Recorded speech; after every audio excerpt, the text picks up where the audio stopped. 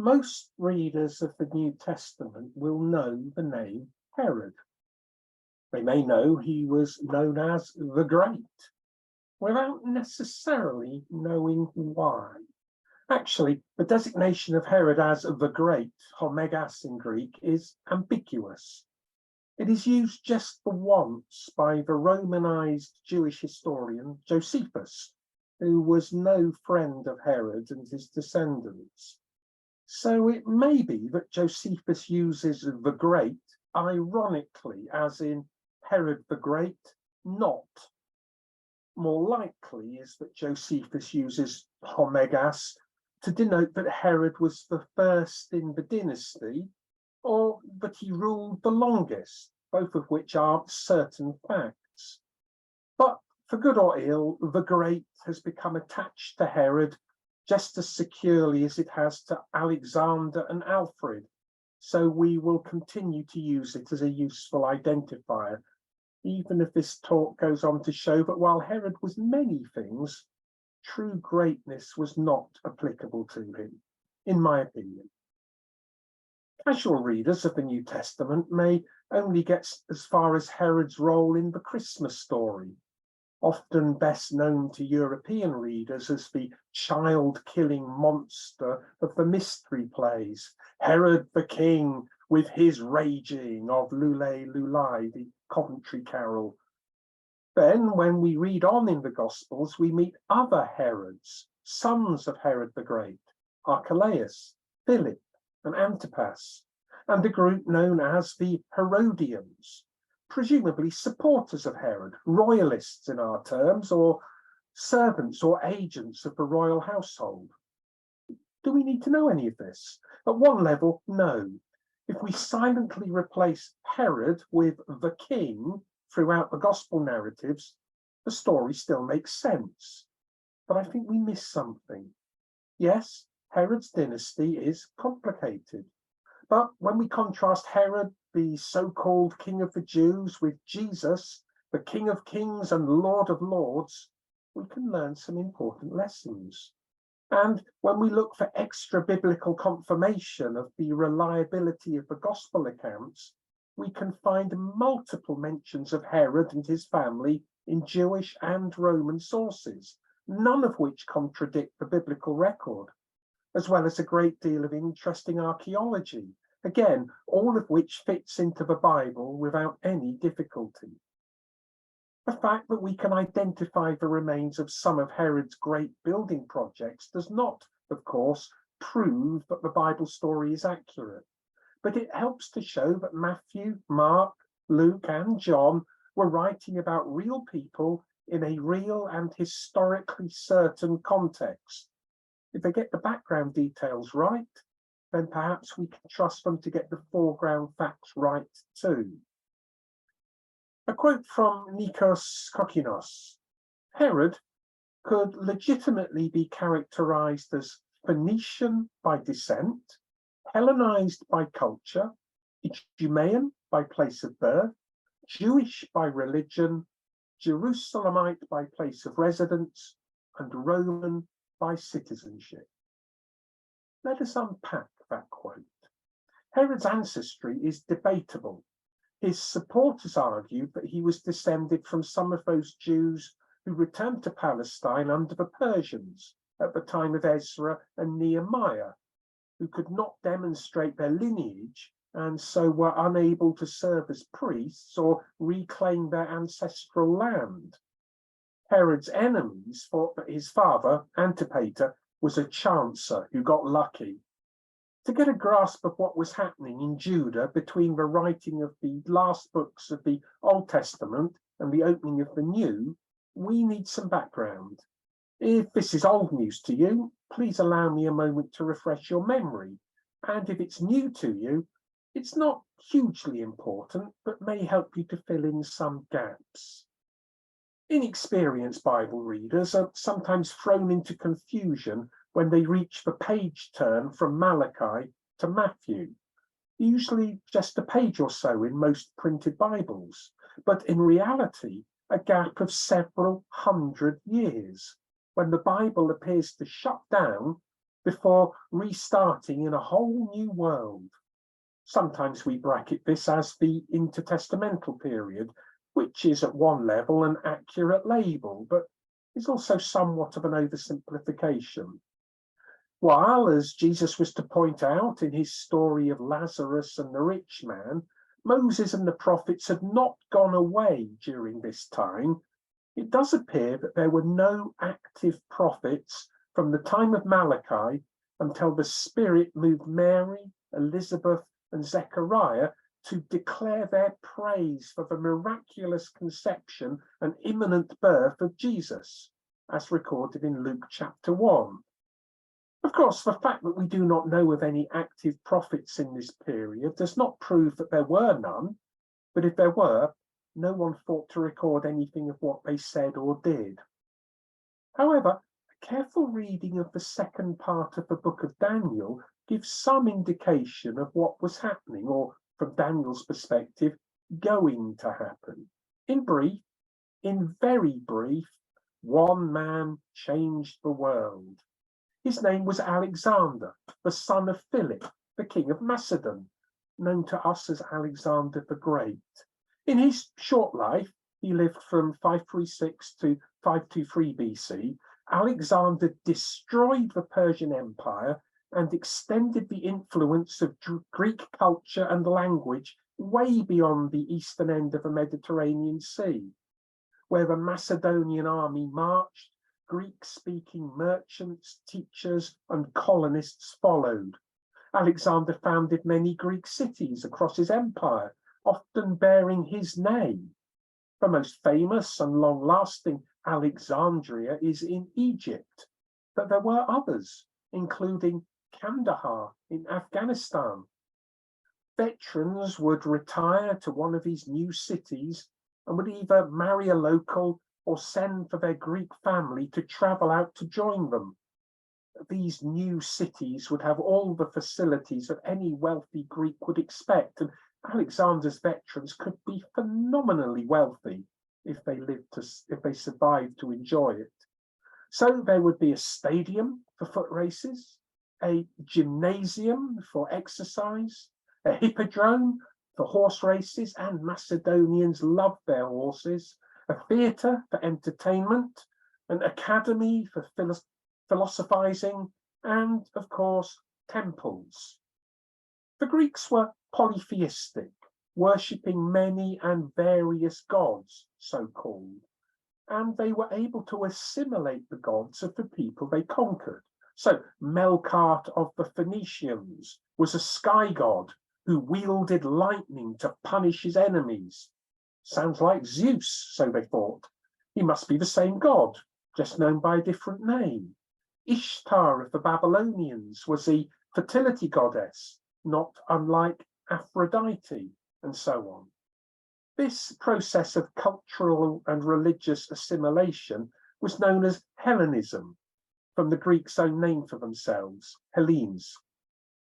And Greek culture was widely welcomed across Alexander's empire, although sometimes at the point of a sword, until they came across a people who believed in one single God who was invisible and who would not permit the making of images for worshippers to venerate, and who would only permit outsiders to worship their God if they converted, which meant men being circumcised. Not a great selling point.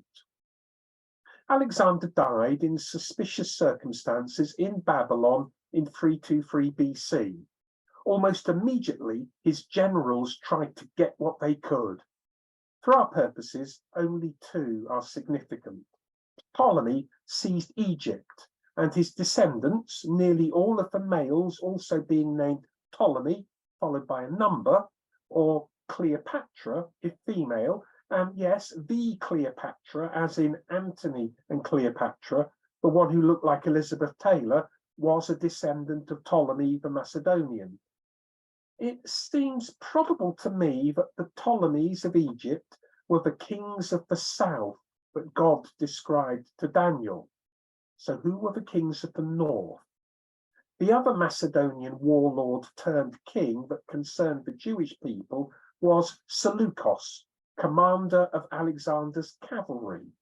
He took control of Babylon, although his descendants were based to the west in Syria, west of Babylon, but still north of Israel.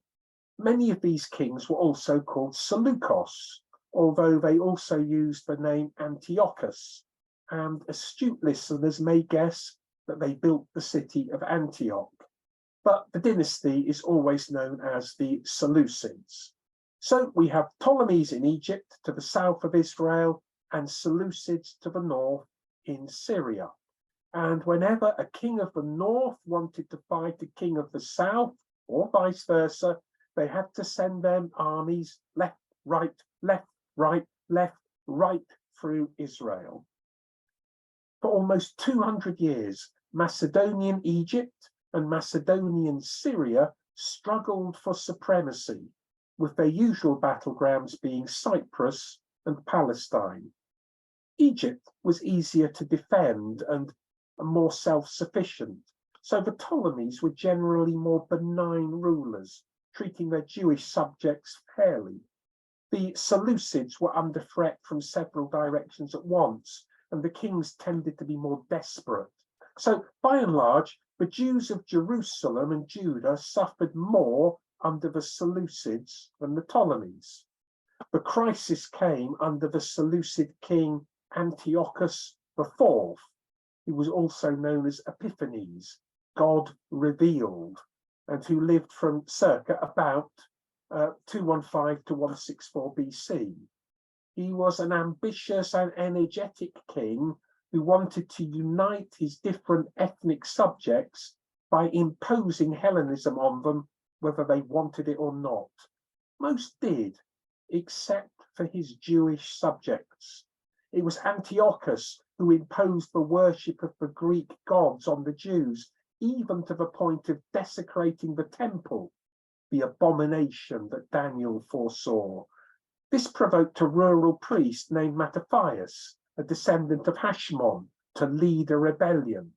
Mattathias had 5 adult sons, all able to fight: John, Simon, Judas, Eleazar, and Jonathan. They took to the hills and led a guerrilla campaign against the Syrians.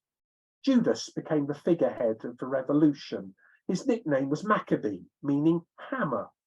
Perhaps he once used a hammer as a weapon, or more likely, he hammered his enemies. But the name stuck, so that today we call this the Maccabean War, as recorded in the apocryphal books of 1st and 2nd Maccabees. Well worth a read, by the way, even if we would not want to preach from them.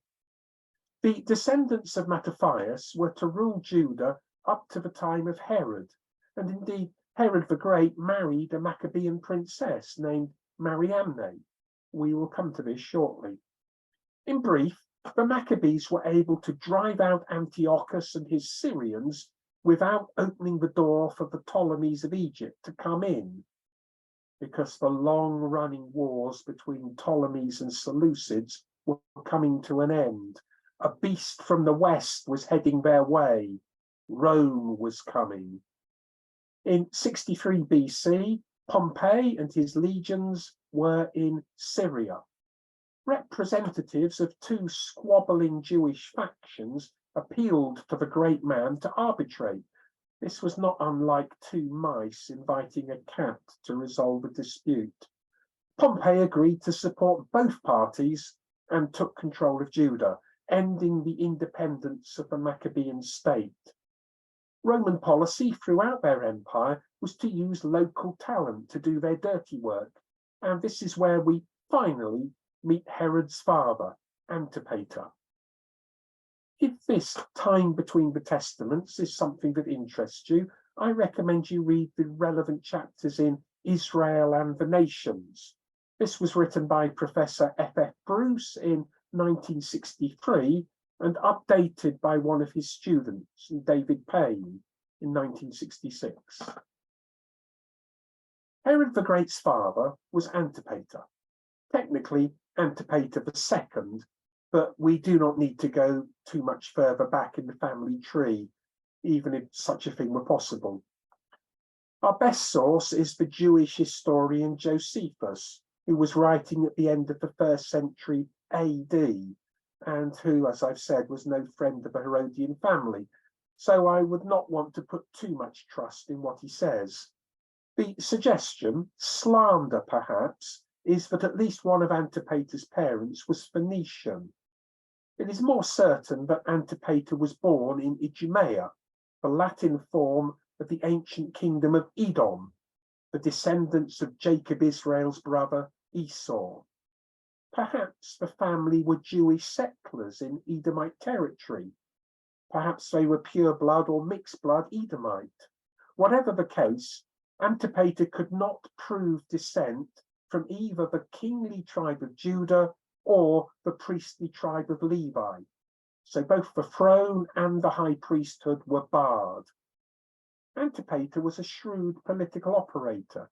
Knowing he would never have sufficient support to claim either the crown or the high priestly robes, he decided to operate behind the scenes. He offered his support to Hyrcanus II, one of the descendants of Mattathias, and arranged a treaty with King Aretas of Arabia. This alliance was approved by Pompey on behalf of Rome, and Hyrcanus was recognized as high priest, an event recorded not only by Josephus, but also the Latin historians Tacitus, Livy, and Plutarch. After Pompey's defeat by Julius Caesar, Antipater and Hyrcanus jumped ship and backed the new de facto ruler of Rome. Julius Caesar confirmed Hyrcanus as high priest and gave him the additional title of Ethnarch of the Jews, ethne meaning people in Greek. Antipater was recognized as administrator of Judea, and in 47 he appointed one son, Phasael, as governor of Jerusalem, and another, Herod, as governor of Galilee. Herod was in his mid-20s when his father Antipater put him in command of Galilee. It was here that the future king first showed his temperament in an act that his supporters would call decisive and his opponents described as overstepping his authority. Ezekias was the leader of a band of, well, no one's quite sure. It's the old case of a Jewish freedom fighter being a Roman terrorist. Herod captured Ezekias and had him executed, an action much appreciated by the local Greeks and no doubt noted with approval by Rome. He probably expected to be greeted as a hero, but some of the mothers and widows of Ezekias's band petitioned the Jewish council, the Sanhedrin, to have Herod censured. The word Josephus uses to describe Ezekias is lestes, which can be a common robber, but was also used for the forerunners of the group later known as zealots. Josephus was no supporter of the zealots and may have been happy to pass Ezekias off as nothing more than a bandit. However, there is a possibility that Ezekias was the father of a later Galilean freedom fighter named in the New Testament in Acts 5, Judas the Galilean. In which case, and this is only a possibility, perhaps we can see an early example of Herod being willing to support his Roman overlords rather than his own people, if indeed Herod considered himself to be a Galilean. Herod's approval rating with Rome was on the up. Meanwhile, in Jerusalem, his older brother, Phasael, was making a success of his position as governor. Antipater's rivals were rightly beginning to realize that this could be the start of a new dynasty. They used Herod's summary execution of Ezekias and his followers as a way to attack Antipater through one of his sons. Technically, Herod may have exceeded his authority in ordering executions without reference to the Jewish Sanhedrin. Herod would no doubt have argued that he was acting as a military commander in the field and was prepared to make his point by leading his troops in an attack on Jerusalem. Antipater and Phasael talked Herod out of this, and in late 41 or early 40, the local Roman commander, Mark Antony, promoted both Herod and Phasael to the position of tetrarchs, ruler of a quarter, under the nominal oversight of the high priest Hyrcanus II, who was, you remember, ethnarch, ruler of the people. Mark Antony, Marcus Antonius in Latin, had been a cavalry commander under Julius Caesar. After Caesar's assassination on the Ides of March, that's the 15th by our reckoning, 44 BC, Mark Antony formed a three-way alliance with Caesar's great-nephew and heir, Octavian, and Caesar's commander in the west, Marcus Aemilius Lepidus. Mark Antony took control of the Roman East and married the Queen of Egypt, Cleopatra VII, who then took control of Mark Antony. Realizing that Mark Antony was distracted by affairs in Egypt, the Parthians invaded Judea, seeking to divide the Roman forces in Syria and Egypt. Herod tried to escape to Nabatea, but his brother Phasael and the high priest and ethnarch Hyrcanus II were handed over to the nephew of Hyrcanus, Antigonus, who was to be the last of the Hasmonean priest kings. Antigonus made sure that Hyrcanus could not remain high priest by having his ears cut off. Some say he bit them off, knowing that no one who has suffered mutilation could serve as a priest, as per Leviticus 21:17. Antigonus condemned Phasael to death, but Phasael took matters into his own hands and killed himself. Herod found himself unwelcome in Nabatea and so headed to Egypt to find Mark Antony. Herod was welcomed in Alexandria by Cleopatra, who told him that Mark Antony was back in Rome. Cleopatra had a cunning plan to seduce Herod, persuade him to command her army in an invasion of Ethiopia, and then poison him and claim his kingdom for herself. Remarkably, Herod became the only man on record to decline Cleopatra's overtures and instead set off for Rome. Cleopatra never forgave him. It was winter and not safe for a sea journey. Herod was shipwrecked on the island of Rhodes, but was able to persuade the locals to build him another ship, presumably with the promise of rich reward from Mark Antony once Herod had put his case before him. Herod did indeed make it to Rome, where he impressed both Mark Antony and his fellow triumvir, Octavian Caesar, he who later took the title Augustus. They arranged for Herod to be presented to the Senate, where Mark Antony spoke in favor of Herod being appointed king of Judea to support Rome in its war with Parthia. The motion was carried unanimously. Herod was now king of the Jews, or at least that's what the Romans said. There is a convention in Roman biographies that after recording the character's rise, his, and it is nearly always a he, not a she, his achievements are listed. Then comes a list of his failings before moving to an account of the death. However, for many years it was thought that Roman biographies were chronological, giving the impression that all the Caesars started well before going mad or being corrupted by power and then dying, or more often than not, being assassinated. However, in the case of Herod, it looks like the start of his reign went well, but as time went on, he became more threatened by rivals or perceived rivals, and as old age caught up with him, he became more desperate to cling on to what he had and more vicious in how he did it. Hence his most notorious act in the New Testament, the massacre of the children of Bethlehem, being entirely true to his character. Herod never believed himself to be secure on his throne. He knew that the Orthodox within Judea despised him as an Idumean. This may not have been entirely fair, but Herod was certainly not of the tribe of Judah, and therefore not qualified to be king, and not of the tribe of Levi, so not qualified to be a priest. As he could not change his birth, who can, Herod set about establishing his position through marriage.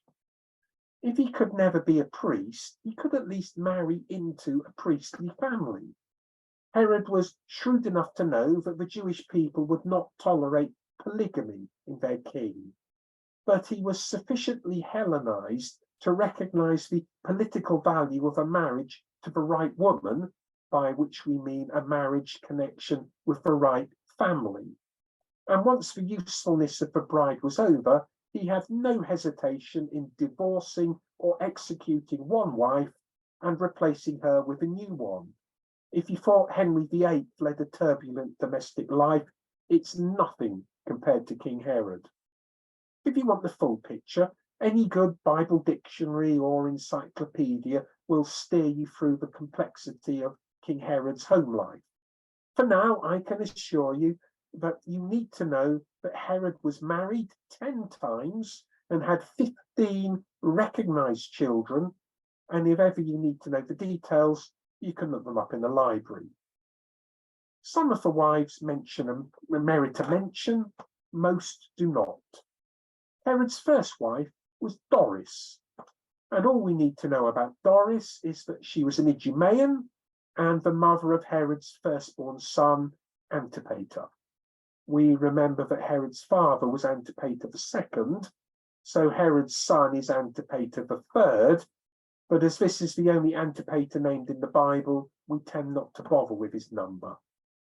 The most significant of Herod's wives was Mariamne, and immediately we run into a problem, as Herod had 2 wives with the same name, Mariamne.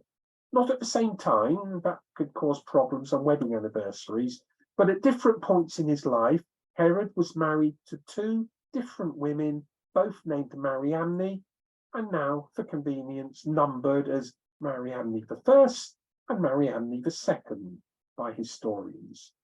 Mariamne I was Herod's second wife. She was a granddaughter of the Hasmonean high priest and de facto head of the Jewish state, Hyrcanus II. By marrying into the Hasmonean family, Herod brought a degree of legitimacy to his own reign among the ordinary people, the people of the land, as they're often referred to. Herod and Mariamne I's 2 surviving sons, Alexander and Aristobulus, were both therefore Hasmoneans, something Herod himself was not and never could be, and Herod was jealous to the point of paranoia. Aristobulus made things worse, in Herod's eyes at least, by marrying his cousin Berenike, daughter of Herod's sister Salome. It could be argued that this made Aristobulus more royal than his father, and certainly made him an acceptable heir to some quite different and usually hostile factions. Herod's suspicious nature drove him to have Mariamne I executed in 29 BC. Her sons, Alexander and Aristobulus, were sent to Rome to receive a suitable Hellenistic education, and where they were well placed to be used as hostages should Herod displease his Roman overlords. It is tempting to spend too much time on stories of Herod the monster, turning him into a villain from an ancient soap opera. If you want that, read Josephus, who loves a good bad story and is not afraid to make one up if he needs something to slander Herod. Not that we should dismiss Herod's activities as slander or character flaws. He did some brutal things, but when we look around the ancient world, he was not a great deal different to any of the other client kings of the Roman Empire around the eastern end of the Mediterranean Sea. And when we look at some of the Caesars of the first century who were to follow, we can see the truth of Lord Acton's dictum: power tends to corrupt, and absolute power corrupts absolutely. While Herod's home life may have been a series of unfortunate events, he was busy elsewhere. For one area in which Herod excelled and which might merit the epithet great was as a builder. Not that Herod wore overalls and safety helmet and got his hands dirty. He was a commissioner and perhaps designer of great buildings. He was not an architect as such, but as for one who was paying, he could make his wishes known, safe in the knowledge that money really was no object, and if his workforce failed to please, he could have them crucified. The list of projects initiated by Herod is impressive. In addition to the temple and its adjacent fortress, Herod gave Jerusalem a theatre and amphitheatre and a new royal palace. He had the old city of Samaria rebuilt and renamed Sebaste in honor of Augustus. Sebastos is the Greek form of the Latin Augustus, and so the new city could perhaps be translated as Augustusville or Sebastiangrad. In 22 BC, Herod had the old coastal town of Straton's Tower redeveloped as a major new port and renamed it Caesarea in honor of his Roman master. The new town needed an improved water supply, so Herod had a splendid aqueduct built to pipe in fresh water. This Caesarea is also known as Caesarea Maritima, to distinguish it from Caesarea Philippi in northeastern Galilee. Caesarea Philippi was near to where Peter later proclaimed that Jesus really was the Christ, the Son of God, and at Caesarea Maritima, Peter preached the good news to a Gentile named Cornelius. Two other new cities built by Herod are not mentioned in the New Testament. These are Antipatris, named after his father, and Phaselis, for his brother.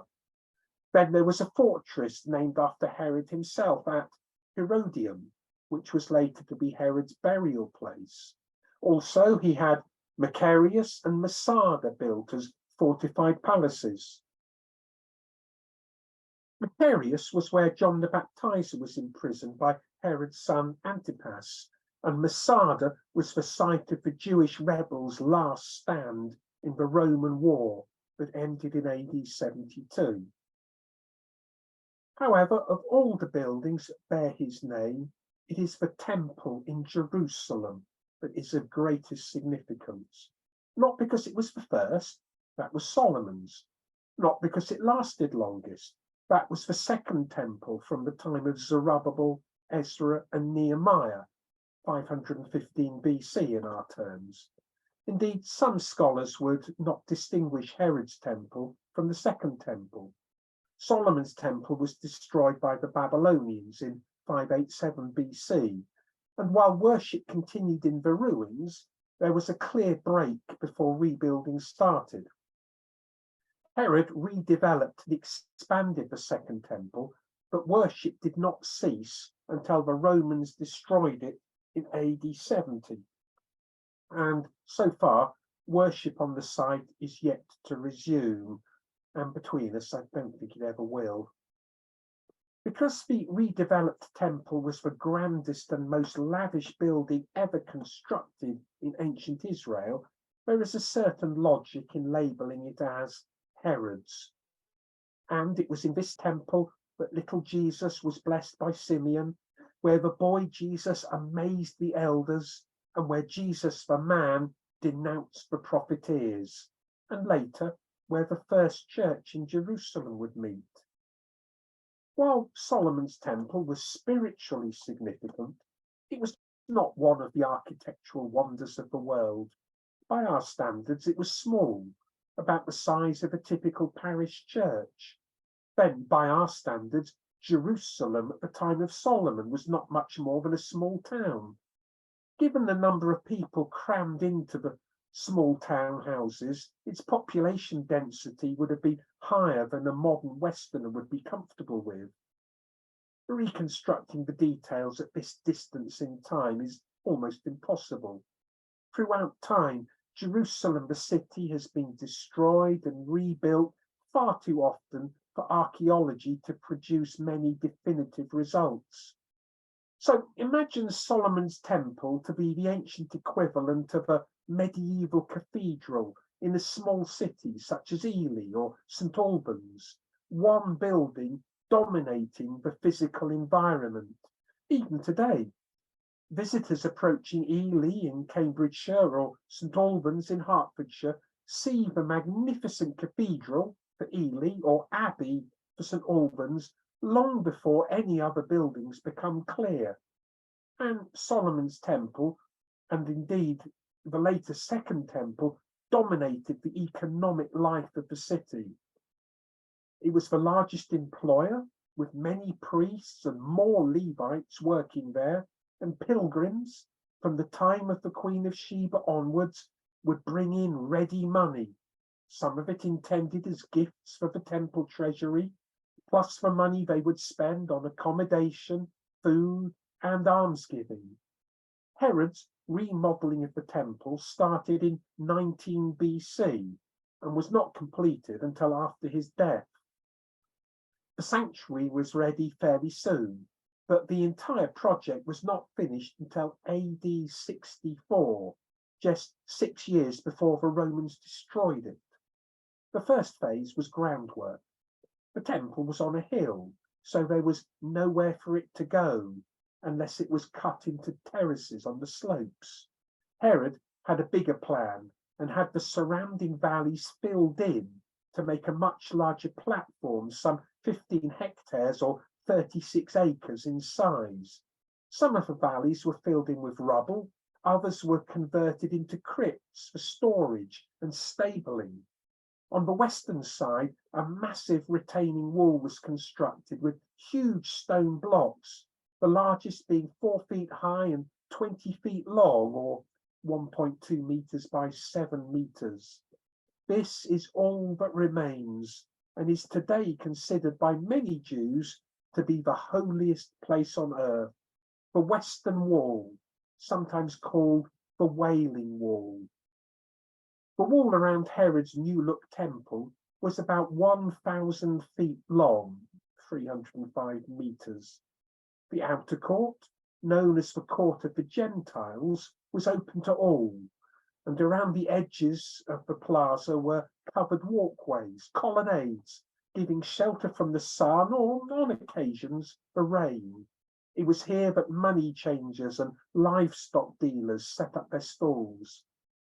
The temple proper was accessed through another court, this one called the Court of Women, where only Jews were allowed to walk. Then came the Court of the Priests, where the sacrifices were offered. The whole complex was dominated by the Holy Place, 150 feet high, that's about 50 meters. This was clad with white marble and much gold leaf.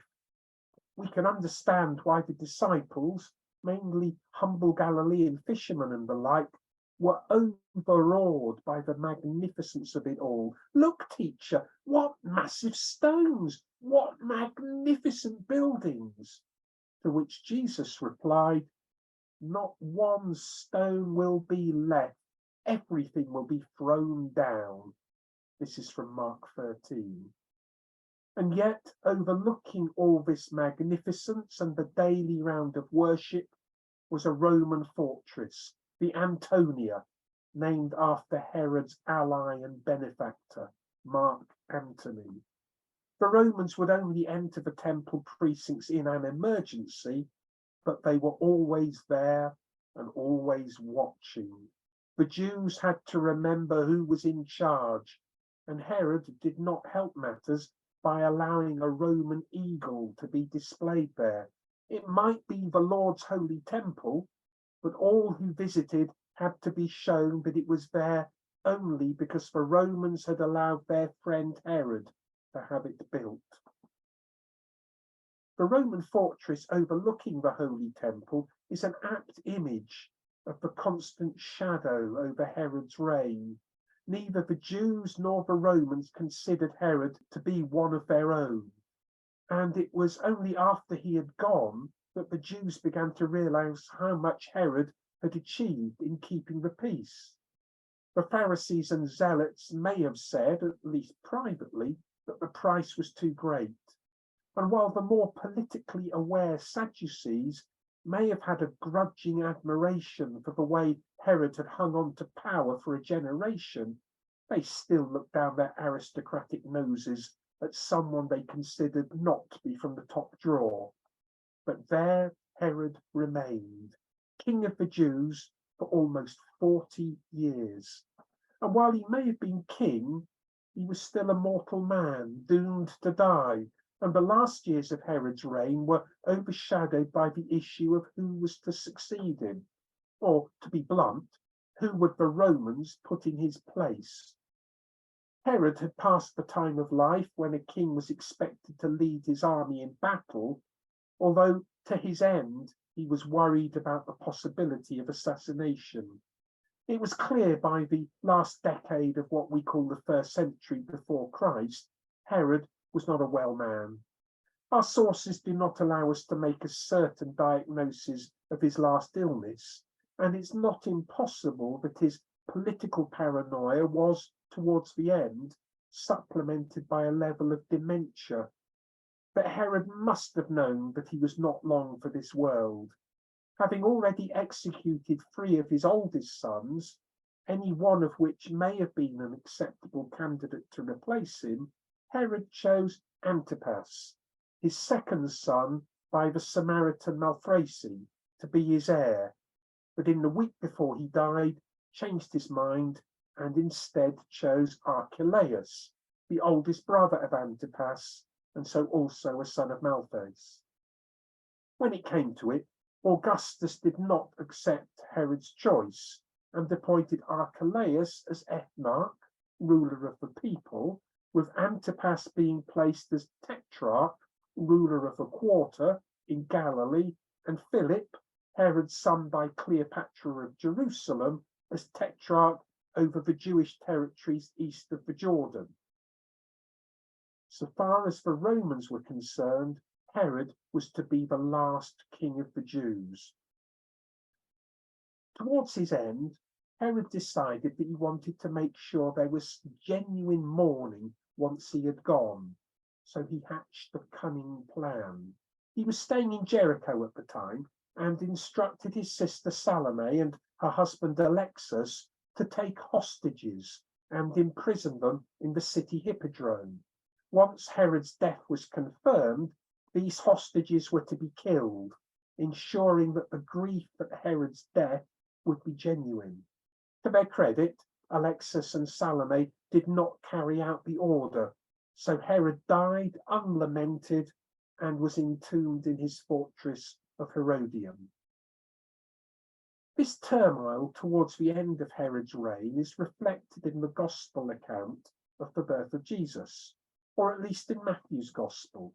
You remember that neither Mark nor John saw any need to tell of the birth of Jesus, and Luke's account is concerned far more with the part played by Mary and her cousin Elizabeth, and shows how the birth of Jesus was first announced to outsiders, the shepherds who watched their flocks by night. Matthew's special interest is in the fulfillment of ancient prophecy, and so he records details that Luke did not, with the wise men from the east seeing in the stars that a new king of the Jews had been born, and so travelling to Jerusalem to give him symbolic gifts. Herod, of course, knows nothing of any newborn king, and so consults his own wise men, who remind him that Malachi said the Messiah would be born in Bethlehem. So Herod orders the massacre of all boy children, 2 years old and under, which tied in with the dates the wise men had given him. Meanwhile, the wise men, being wise, had headed home double quick. This massacre fulfills another prophecy, this time from Jeremiah, about how the women of Ramah, the region in which Jerusalem was located, were to mourn because their children were no more. Meanwhile, Joseph, the husband of Mary, had been warned in a dream, like his Old Testament namesake, and had taken Mary and Jesus to safety in Egypt, which led to a prophecy by Hosea being fulfilled when God called his son out of Egypt. It sometimes surprises Bible readers that this incident is not corroborated by any of our other sources. However, archaeologists tell us that the Bethlehem of Herod's day was only a little town, and there were probably only a dozen or so boy children of the right age. Girls, of course, were of no concern to Herod. While the massacre of any number of children is a dreadful thing, compared to some of Herod's other atrocities, this was relatively minor, and Josephus, even if he'd heard of the incident, would probably not think it of sufficient interest to record. Centuries later, local Arabs would, at a price, take Christian pilgrims to see the tombs of the massacred innocents and, for another small fee, would sell them a bone to take home with them. The number of relics that made their way back to Europe gave the impression that there had been a vast number of casualties in Herod's massacre. And while I would not want to cast aspersions on the genuineness of said relics, I will leave it to you to draw your own conclusion. History, we are told, is written by the winners, and our sources are generally hostile to Herod. We can certainly make a case for Herod's greatness as a builder. The new improved harbour at Caesarea Maritima was a significant help to increase trade, for example. The temple was magnificent, and the fortress of Masada held off the mighty Roman army for a significant time. But Herod's personal life was a mess, which led to political problems when it came to the line of succession. Macrobius reports Augustus as saying that it was better to be Herod's pig than his son. I would not care to sit in judgment on Herod. Possibly he was both mad and bad, but perhaps he was merely desperate. But he was most certainly dangerous to know. Well, thank you for listening. Hopefully this has been recorded and it will go up onto our YouTube channel later if you want to go through it again more slowly. If you weren't here at the beginning, I'm Steve Whitehead. I wrote the script. So if you've got any questions or issues about what's been said, drop me a note and I'll try to get back to you. And I do thank Patrick for putting together the slideshow, compiled from a variety of sources, including his own photographs. And if you're interested in knowing the details, you need to drop Patrick a note, and I'm sure he'll tell you where he got them from and maybe even share them if you ask nicely. If you've enjoyed this talk and you'd like to have more and you'd like to support the ongoing ministry of the British Bible School, perhaps you'd like to consider becoming a friend of the Bible School. The details are on our website at the britishbibleschool.com, and if you can afford to support us financially, that helps us to do more and hopefully to do it better. And if you can support us by prayer, then that is absolutely most welcome. Have a look at the Friends of the Bible School page on the website and see what you think. We've got a variety of ways of getting in touch with us.